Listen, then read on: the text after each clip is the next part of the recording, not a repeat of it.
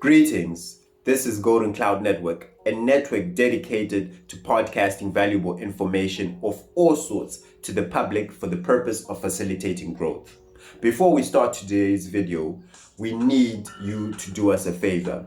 Our analytics show us that 76.4% of the people who watch our videos are not subscribed. So please go ahead and subscribe. Subscribing to our channel will help us grow, and when we grow, we'll be able to provide better quality content for you, which is guaranteed to benefit you in one way or another. So today, we're going to answer the question, why do we need borders? And is the formation of a borderless Africa practical? So what are borders in the first place? Borders are boundaries set between countries to mark, separate, and distinguish respective territories. Borders are marked by either natural landscapes, such as rivers and mountains, or they are marked by man-made structures, such as walls and fences. Each border has a port of entry, which is an administrative block which controls the entry and exit of people and goods between two countries. Border ports operate through the use of digital or paper-based systems that are used for personal and material identification and qualification. This system involves or includes the use of documents such as passports, visas, declaration of goods, and more, which are used by border officials to monitor and evaluate the entry and exit of goods and people. For example, if you're South African and you want to go to Zimbabwe for shopping, you will need a passport to pass through. Or if you're Indian, you might need a study permit or visa to study in China. But not all borders operate like this. They are what we call open borders, which do not carry out strict or compulsory inspections of people and vehicles crossing borders. Examples of open borders are the arrangement that exists among European Union countries, which allows citizens of the EU to cross each other's borders without passports.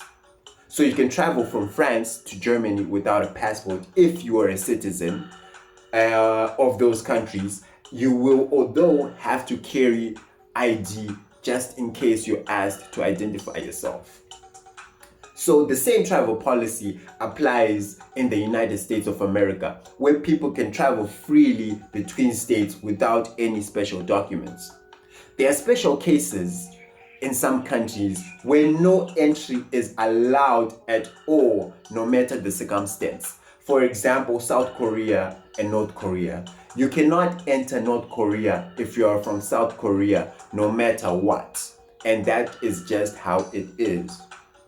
So the questions are, why do we have borders in the first place?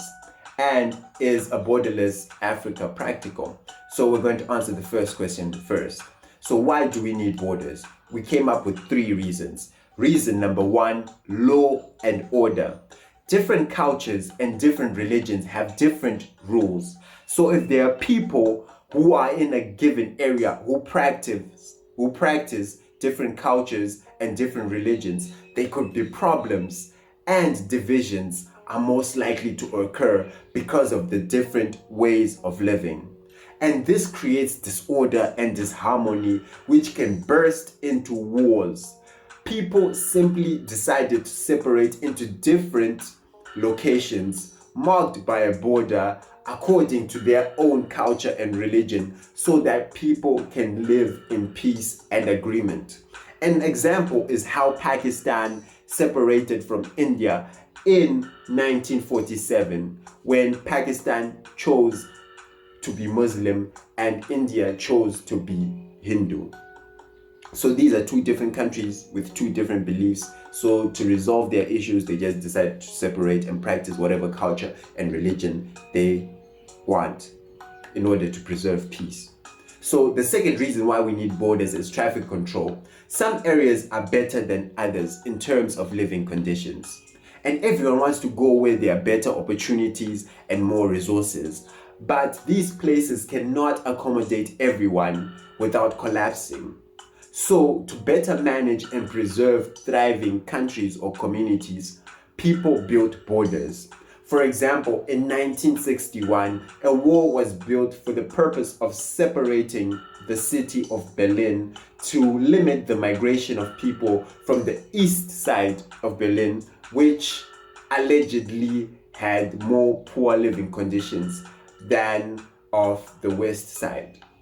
This shows how political and economic factors also drive border formation. For example, West Berlin was capitalistic, controlled by the US, France, and Britain, whereas East Berlin was communist, controlled by Russia.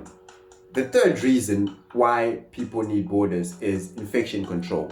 Certain conditions in certain areas can breed harmful infections. So to protect non-infected areas, people form borders to allow or deny entry of people based on their health status.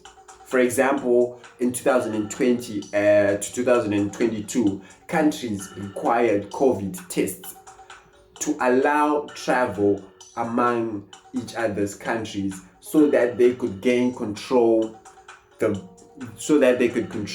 proclaimed pandemic which was faced in the world in 2020 to 2022.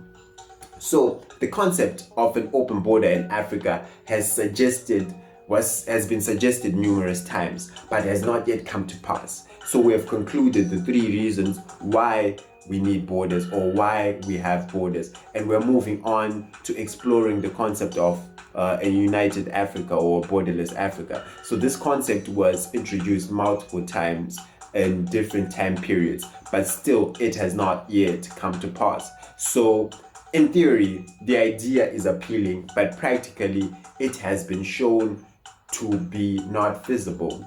The idea was first noted by Jamaican political activist and national hero who went by the name Marcus Garvey.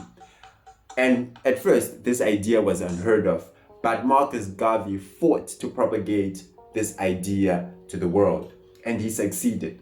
So with time, governments ended up discussing this issue, and once upon a time, governments of Zimbabwe, Senegal, and Ghana supported this idea. However, other governments disputed it. For example, South Africa, Nigeria, and Rwanda argued that Africa is not yet ready for this kind of arrangement. Arabic North Africa showed less interest in the concept. However, the late Libyan President Gaddafi expressed his eagerness to build a united Africa with one military and currency, but he faced resistance and was killed before he could achieve this goal. So reasons for this resistance have been identified to be issues of language barriers, corruption, tribalism, civil unrest, and poverty. So Golden Cloud Network has a question. Could the unification of Africa help solve Africa's problems, or could it make it worse? Please answer in the comment section below what you think.